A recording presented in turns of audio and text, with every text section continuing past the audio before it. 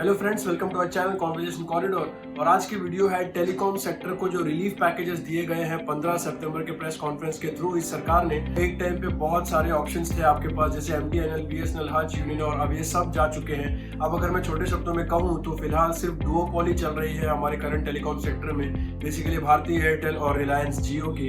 क्योंकि आइडिया और वोडाफोन की सिचुएशन भी आपको पता है कि वो बैंक्रप्सी फाइल करने के कगार पे हैं, उनके पास पैसा ही नहीं है, कस्टमर बेस ही नहीं है, सारे कस्टमर्स इनके मूव हो रहे हैं एयरटेल और आइडिया पे।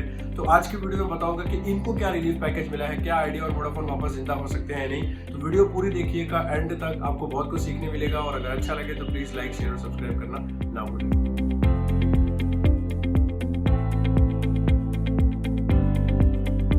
तो 15 सितंबर को कैबिनेट ने बहुत ज्यादा रिलीफ पैकेजेस के थ्रू एक लाइफलाइन दी है टेलीकॉम सेक्टर को, एक जिंदा रहने की उम्मीद दी है। क्योंकि आपको पता होगा टेलीकॉम सेक्टर में इस समय काफी कैश क्रंच है, किसी के पास रेवेन्यू ही नहीं हो रहा है, कोई प्रॉफिट ही नहीं कमा पा रहा है। और साथ ही साथ एक रीडिफाइन किया है एक वर्ड को, AGR, एडजस्टेड ग्रॉस रेवेन्यू। मुझे पता है आप लोग ये सब सुनते रहते होंगे, AGR क्या होता है क्या नहीं होता, लेकिन आई थिंक आपको डिटेल में नहीं पता होगा। तो मैं इस वीडियो में आपको ये भी बताने वाला हूँ कि AGR का एग्जैक्टली मतलब क्या है। हमारे यूनियन टेलीकॉम मिनिस्टर अश्विनी वैष्णव ने एक बहुत ही अच्छा स्टेटमेंट दिया था कि वो चाहते हैं जो करंट टेलीकॉम सेक्टर का मार्केट है उसमें कंपटीशन बना रहे। बिकॉज जब कंपटीशन रहता है तभी प्लेयर्स अच्छा प्रोडक्ट देते हैं और आपका और मेरा इसमें बहुत फायदा होता है। इस समय डुओपोली है, जैसे कि मैंने आपको स्टार्टिंग में बताया, टेलीकॉम सेक्टर में सिर्फ भारतीय एयरटेल की और रिलायंस जियो की। तो ये अपने मन मर्जी पैकेजेस या प्लान्स या फ्यूचर में आपको मजबूरी में इनको ही लेना पड़ेगा, बिकॉज आपके पास ऑप्शन नहीं होगा। और यही डर को भगाना चाहते हैं अश्विनी वैष्णव, इसीलिए इतने सारे पैकेजेस दिए जा रहे हैं बाकी लोग को बूस्ट करने के लिए। तो टोटल अगर मैं बात करूं तो 9 स्ट्रक्चरल रिफॉर्म्स और 5 प्रोसीजरल रिफॉर्म्स दिए गए हैं टेलीकॉम सेक्टर। और एक और जो एक बदलाव लाया गया है वो ये है कि जो पहले स्पेक्ट्रम ऑक्शनिंग 20 साल के लिए होती थी उसको एक्सटेंड करके 30 साल के लिए कर दिया गया है। तो जो भी ये स्पेक्ट्रम ऑक्शन जीतेगा वो 30 साल तक उसको अपने पास रख सकता है। और एक सबसे बड़ा जो रिलीफ उनको मिला है कि जो फॉरेन डायरेक्ट इन्वेस्टमेंट FDI आप सुनते होंगे, उसकी लिमिट बढ़ा के 100% कर दी गई है, जो कि पहले 49% था। तो इसका बेसिकली मतलब क्या होता है, जो भी आपको फॉरेन से इन्वेस्टमेंट आ रहा है, अगर वो 49% से ज्यादा है तो आपको गवर्नमेंट से अप्रूवल लेना पड़ता था। अब वो चीज नहीं होगा। अब जो ऑटोमेटिक राउंड से 100% FDI तक का आप ले सकते हो और आपको सरकार के पास जाके उनके अप्रूवल की जरूरत नहीं है। और हमारे टेलीकॉम मिनिस्टर ने यह भी कहा है कि ये सारे जो मेजर्स या रिफॉर्म्स लाए जा रहे हैं, इसका अल्टीमेट गोल ये है कि ये जो 5G का डिप्लॉयमेंट भी होने वाला है, इसको भी ध्यान में रखा गया है। दूसरी बात, बहुत सारे जॉब्स भी जनरेट होंगे इस इन्वेस्टमेंट से, इस सारे रिफॉर्म्स। अब मैं आपको समझाता हूं कि ये AGR, एडजस्टेड ग्रॉस रेवेन्यू, आखिर है क्या।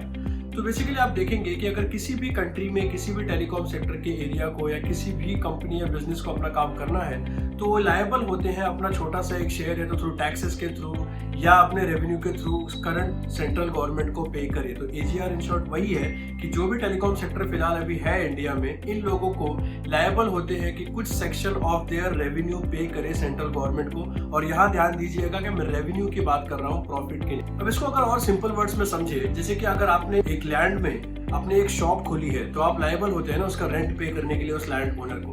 तो ये भी वही है कि आप जहाँ पे अपनी दुकान चला रहे हो आपको वहां के मालिक को पैसा देना पड़ेगा। अब यहाँ प्रॉब्लम क्या क्रिएट हुई कि जो AGR का डेफिनेशन था ये सेंट्रल गवर्नमेंट ने कुछ और कोड किया था, लेकिन टेलीकॉम कंपनीज ने इसका डेफिनेशन कुछ और समझा। तो ये बहुत टाइम से बहुत कंफ्यूजन चल रही थी कि इसका एग्जैक्ट डेफिनेशन क्या है। तो आखिर ये कंफ्यूजन ऐसी क्रिएट हुई कि सेंट्रल गवर्नमेंट का जो डेफिनेशन था AGR का, वो इनका एंटायर रेवेन्यू पकड़ता था। मतलब आपका एंटायर रेवेन्यू क्या है, इस प्रोडक्ट स्पेसिफिक नहीं। लेकिन टेलीकॉम कंपनीज ने क्या इसको कंफ्यूज किया है, उन्हें लगा कि जो उनके कोर प्रोडक्ट्स हैं, जैसे कि आपका मैसेज पैक हो गया, आजकल आप एक पैक डलवाते होंगे 3 महीने का या 6 महीने का, तो इनको लगा कि सिर्फ इसी का जो रेवेन्यू होगा इसी का शेयर देना है आपको सेंट्रल गवर्नमेंट को। लेकिन उनका मानना यह था कि आपका टोटल रेवेन्यू का शेयर आपको देना है। जैसे अगर इनका टोटल रेवेन्यू मान लीजिए 100 रुपए है तो उसका 15% अगर AGR तब चल रहा है तो आपको 15 रुपए देना पड़ेगा सेंट्रल गवर्नमेंट को। तो अभी बहुत सारा कंफ्यूजन चल रही थी और इसके चलते ये दोनों पार्टी सुप्रीम कोर्ट की तरफ गए और 2019 में सुप्रीम कोर्ट ने कहा कि जो डेफिनेशन सेंट्रल गवर्नमेंट का है AGR को लेके वो सही है।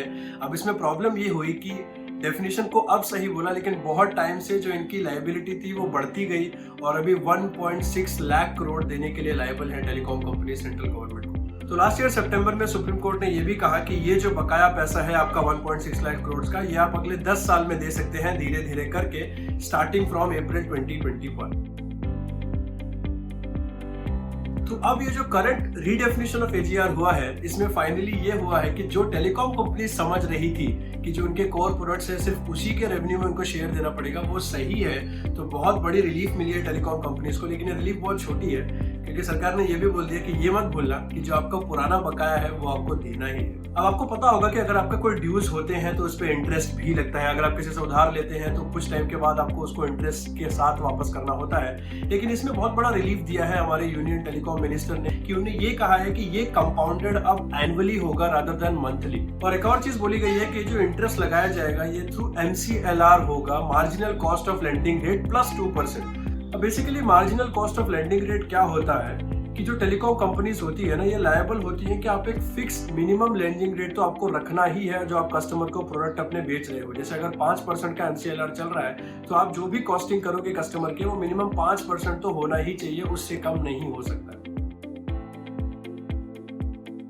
अब एक और जो मेजर एक प्लस पॉइंट आया है टेलीकॉम सेक्टर के लिए, वो है मोरेटोरियम। आप ये वर्ड बहुत ज्यादा सुनते होंगे, यस बैंक वाले क्राइसिस में भी आया था कि मोरेटोरियम दे दिया।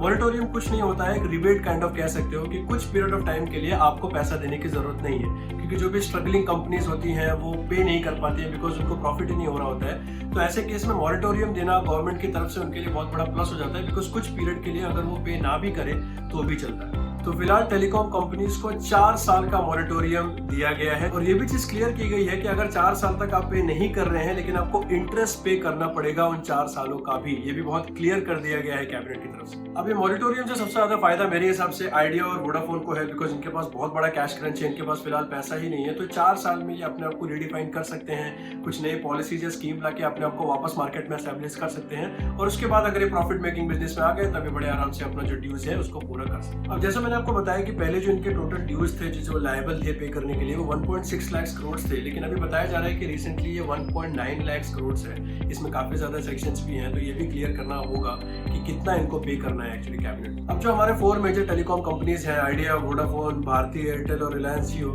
इनका बताया जा रहा है कि 92,000 करोड़ लायबल हैं ये एज लाइसेंस फी पे करने के लिए कैबिनेट को, और इसके अलावा 41,000 करोड़ एज स्पेक्ट्रम यूसेज फी। जैसे मैं आपको स्पेक्ट्रम के बारे में पहले बताया, तो उसका यूसेज फीस भी आपको पे करना पड़ता है और वो 41,000 करोड़ है। तो नेट अगर देखा जाए तो ये ऑलमोस्ट 1.9 लाख करोड़ लायबल है पे करने के। अब एक रेटिंग एजेंसी है ICRA, उसने एसेस किया है कि जो मॉरेटोरियम या पैकेजेस दिए गए हैं टेलीकॉम सेक्टर में, इसमें फायदा कैसा होगा कि annual cash flow of 14,000 crore का रिबेट मिलेगा। एक ब्रीदर वाली बात हो जाएगी टेलीकॉम सेक्टर के लिए कि चलो हमको इतना पे नहीं करना है, ये बहुत बड़ा प्लस है। और ऑलमोस्ट 32,000 करोड़ का जो स्पेक्ट्रम यूसेज फेस की मैं बात कर रहा था वो भी इनका बच जाएगा। तो ये अपने पैसे कंज्यूम करके उसको अच्छी तरीके से यूज करके वापस मार्केट में विद बैंक आ सकते। और एक और एक चीज रिफॉर्म में बताई गई है कि अगर आप अपने मोबाइल को प्रीपेड से पोस्टपेड या पोस्टपेड से प्रीपेड करते हैं तो आपको वापस से KYC कराना पड़ता है। तो ये क्लियर कर दिया है कि कोई भी फ्रेश KYC की जरूरत नहीं है, आप बड़े आराम से मूव कर सकते हैं। अब आपके मन में सवाल आ रहा होगा कि आखिर वोडाफोन आइडिया का अब क्या होगा। तो बेसिकली अगर मैं बात करूं तो 8,000 से 9,000 करोड़ के रेंज में इनको 31 मार्च 2022 तक अपने AGR ड्यूज देने पड़ते थे, और 22-23 वाला जो फाइनेंशियल ईयर है उसमें इनको 15,000 करोड़ का AGR ड्यू देना पड़ता। तो अभी जो मॉरेटोरियम या जो रिबेट आई है, इससे इनको बहुत बड़ा फायदा है कि एटलीस्ट इनको फिलहाल कोई पैसा नहीं देना है। लेकिन इसमें एक और एक ट्विस्ट बताया गया है कि मान लीजिए अगले 4 साल में Vodafone idea profit making business नहीं कर पाता है, ये पुराने बकाया भी नहीं वापस कर पाता है और अपने पैरों पे खड़ा नहीं हो पाता है, तो इनका जो भी पेंडिंग ड्यूज है उसको इक्विटी में कन्वर्ट कर सकती है सरकार, और ये फैसला सरकार का होगा, इस टेलीकॉम कंपनी का नहीं होगा। ये बहुत ही बड़ा ट्विस्ट है कि आपको 4 साल का मौका दिया जा रहा है। अगर आप नहीं कर पाए तो आपके जो भी ड्यूज होंगे उसको इक्विटी ऑप्शन में कन्वर्ट करके आप एक अच्छा खासा शेयर आपकी कंपनी में कैबिनेट या यूनियन टेलीकॉम मिनिस्ट्री ले सकते हैं।